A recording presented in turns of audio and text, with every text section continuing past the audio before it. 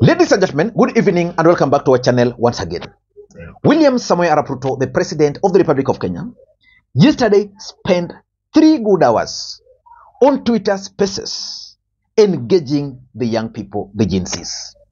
And because in politics nothing happens out of mere coincidence, and that everything in politics is normally well planned, well scripted, and executed to achieve a specific political objectives, in this video, I want to reveal to you guys the objectives which William Samoei Arap Ruto wanted to achieve by spending close to 3 good hours engaging the youths on Twitter Spaces.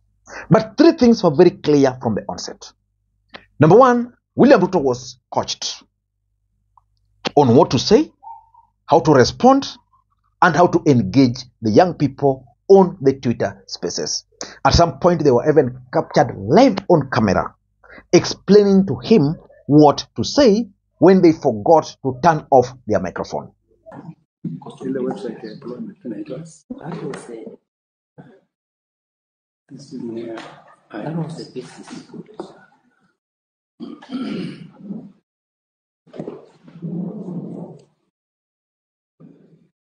So the number of jobs there now? 397. And in the last 12 months, we sent this much? How many? 120,000. In the last 1 year? 120,000. Yeah. Majority are to UAE, Qatar. Okay.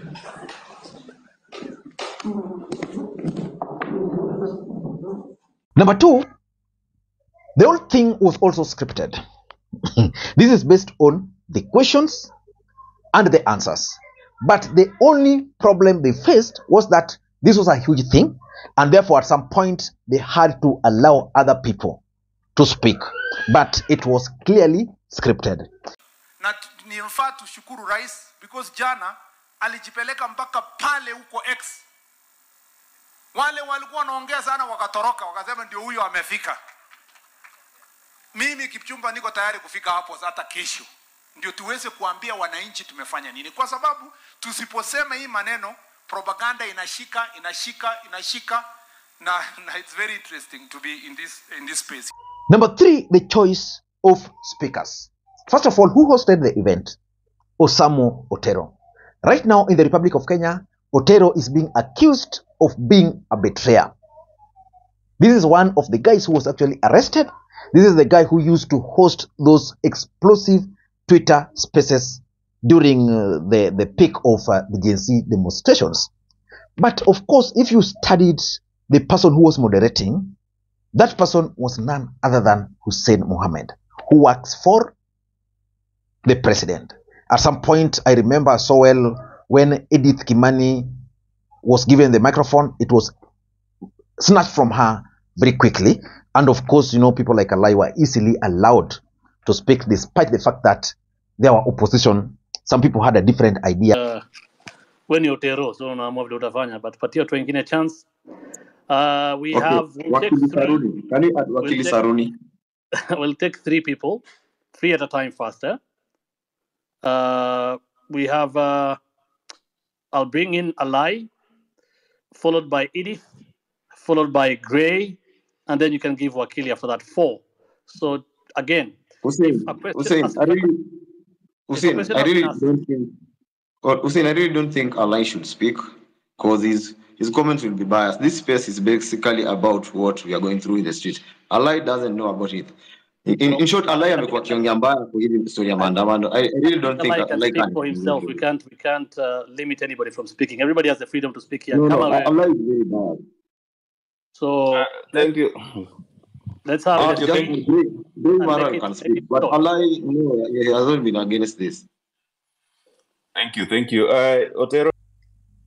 And if you ask me, William Ruto clearly managed to achieve the objectives which he wanted to achieve. The Gen Zs, in my view, lost big time. So in this video, I want to give my thoughts about the whole Twitter or X Spaces yesterday.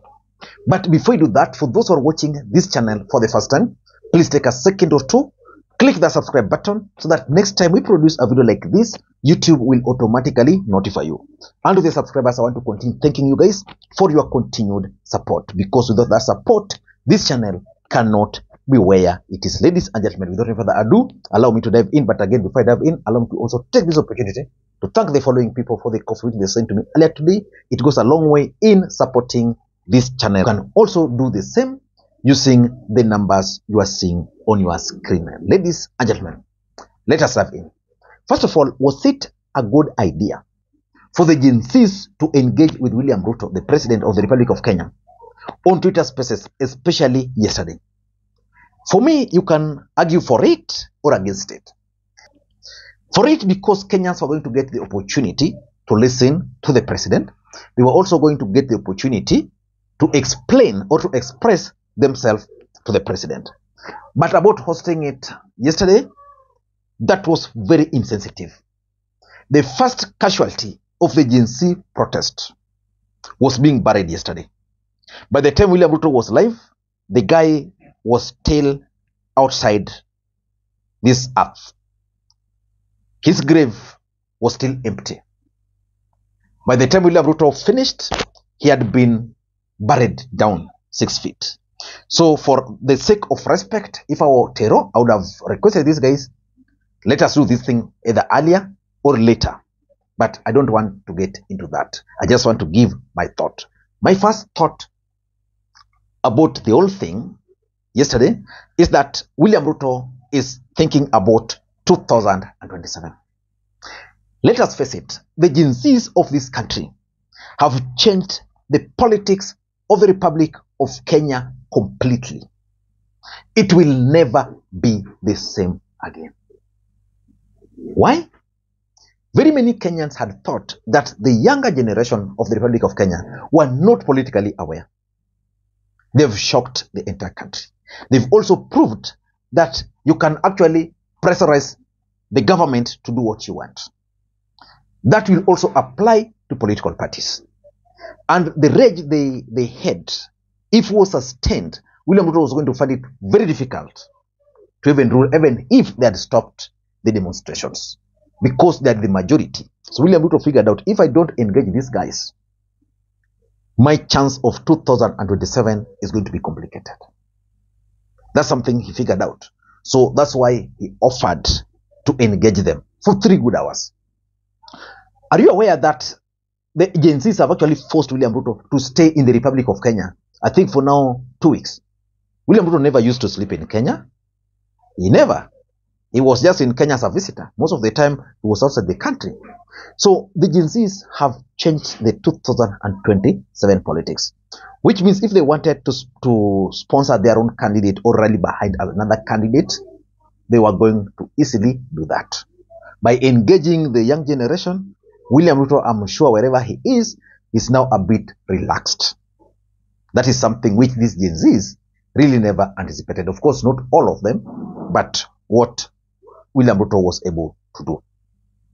Number 2, out of that engagement yesterday, William Ruto, who is the president and the government, successfully managed to divide the Gen Zs.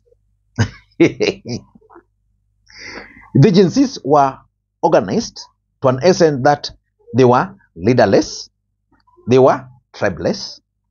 These guys were doing their own things successfully without appearing to be leaning towards any side. They were just focused on the agenda. So William Ruto government decided, okay, how can we divide these people? We can only divide these people if we got information.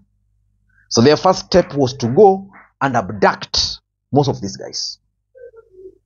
At the end of the day, they failed in that mission. They were abducted, but nothing came out of those abductions. In fact, when they thought they had arrested most of these guys, the demonstrations were even more successful. But they had to figure out the best way of dividing these guys. After the finance bill was withdrawn, the opinion of the Gen Zs were actually divided. Their opinion were divided. Some were like, now that the finance bill has been withdrawn, we should not proceed with the protest. Some were like, Now that the finance bill has been withdrawn, we can now really actually go and forcefully take over from Ruto. Then they began with that, Ruto must go. So the opinion was divided, and that was the opportunity which the government was waiting for. So they decided, okay, let us test if these guys can agree to engage. So William Ruto announced on national television that we want to engage with the youths. Again, the opinion was divided. We should not engage, we should engage. Then they found an opportunity in Otero Osama. Otero Osama was the guy who used to host those other Twitter spaces. When he was arrested, Kimazi took over. Okay? I can assure you, these youths are now divided. These Gen Zs are now divided. That is what government wanted to achieve, and they have actually achieved it. Wordsmith, ibongea. Hepa inchi. Wachana Wordsmith. Unataka kwenda kwa Wordsmith ndio mimi nakuambia ukweli. Walai hepa inchi. Jusimi pekee na kutafuta. Afadhali ambia government ikutafute, juu mimi nitakutafuta. Mimi nitakutafuta. Kogi uliona Kogi the Tuesday alidedi, ulimuona the Thursday before. Tukichukua shati. The same place tulipiga ile picha wewe reject finance bill. Kogi alikuwa hapo. The same place tulivaa t-shirt. Kogi alikuwa hapo. The same place mimi nilikununulia mask. Gas mask. Mimi nikatoa pesa yangu nikakununulia gas mask. Uko hapo unataka kujifanya huko na hapo na Kogi, walai hepa inchi. Number 3, this is very funny, and it's true. The government of Kenya, or the system, wanted to allow the young people to vent or to express themselves. Then, the president of the Republic of Kenya was to offer a listening ear. So you vent, the president offers a listening ear, and then he responds to you. Let us listen to Otero himself venting. You should stop this issue of police brutality. That's what we want right now.